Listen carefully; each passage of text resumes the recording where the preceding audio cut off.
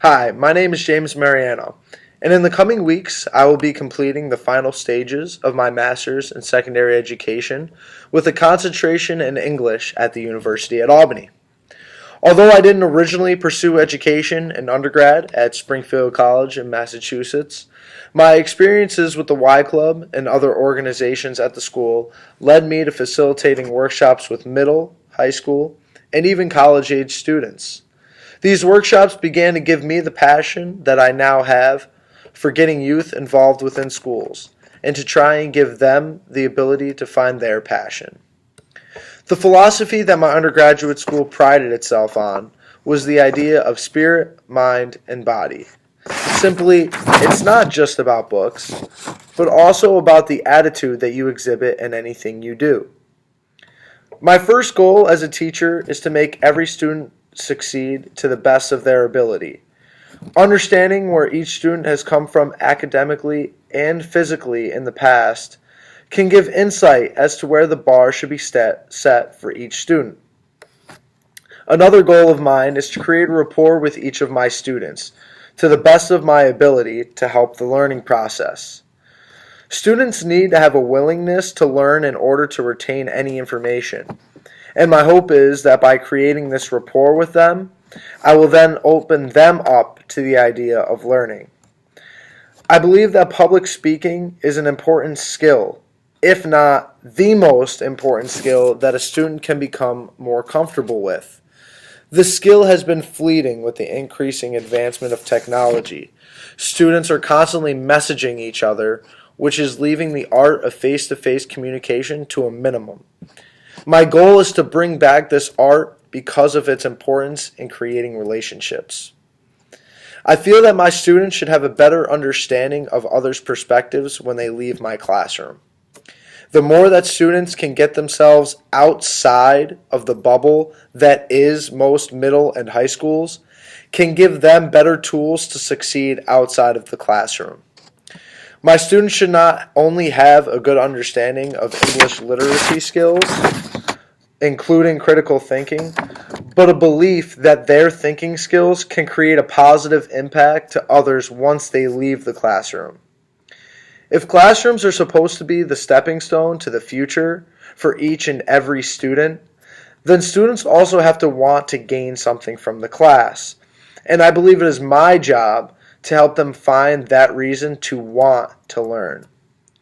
Now, my ideal classroom is one that students feel comfortable in and can share their opinions without hesitation. Classroom discussions will be a large portion because of my aforementioned belief in the importance of public speaking. This can range from smaller think, pair, share settings to small group projects to larger individual presentations. My classroom will be set up for circle discussions on most occasions, although I also understand that may need to change depending on each class of students. My ideal classroom will have plenty of routines because I believe students work best with routines, but there also needs to be a spontaneity to keep the students on their toes so they never get bored. If a teacher is bored while teaching, there's no doubt that the students will be bored as well. My lessons are made exciting through not only my personality and passion for the subject, but through group work and engaging the students with pop culture and current events. It is important for a teacher to always be a learner because if a teacher gets set in his or her own way, they will fail to see how the students are changing from year to year. It's also important for a teacher to always be a learner because every student has a different perspective and can open up your own mind to not only different texts, but to other topics as well. I believe that all children can learn, but I can't expect a student to meet the same expectations of other students. It's important to push each student to the best of their individual abilities.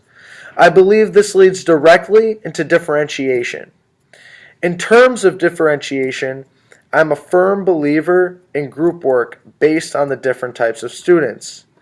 I believe in changing groups regularly based on the assignment at hand to both enhance each student's learning while also challenging them based on their abilities.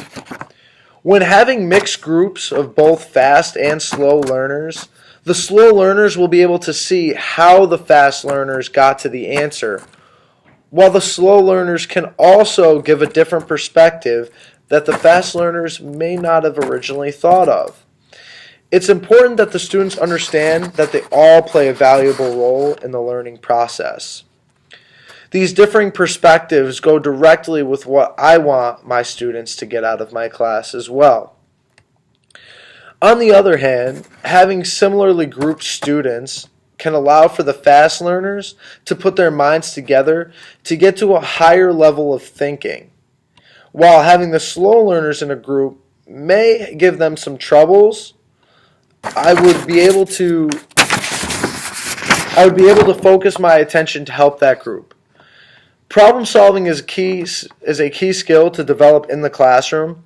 This doesn't mean that students should be given the answer in the beginning, but to find different ways of gathering their own opinion. Modeling can be a great start to help students solve problems, but I never want to hinder a student's ability of being creative.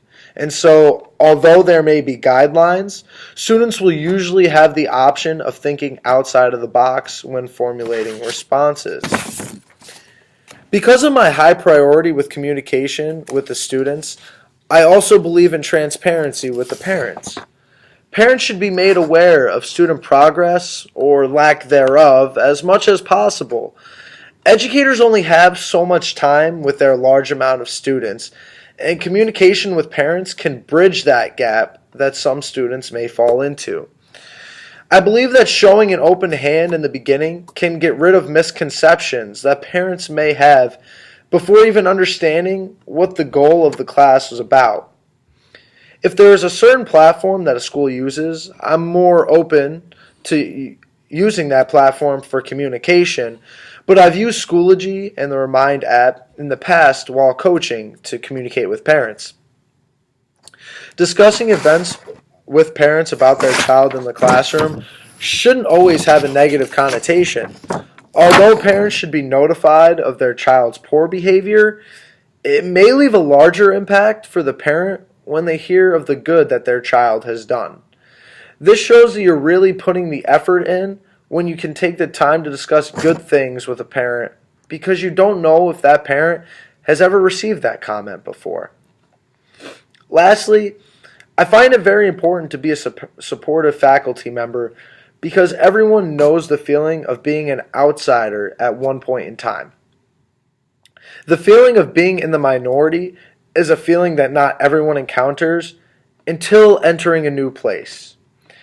I bring this up because I had this feeling during an alternative break trip to Haiti, where I found myself in the minority in not only the color of my skin, but also in the primary language spoken, and within our group that traveled, I was the only male. The reason I bring this up is to show that I understand what it's like entering a new situation, and although it's never easy at first, those who have already been there can make the transition a much better experience. People can always use support, whether they're new to a school culture or just having difficulty adjusting to ideas brought up by the school or by the state. Thank you for listening to my stance on teaching, and hopefully you've gained something that may help you in the future.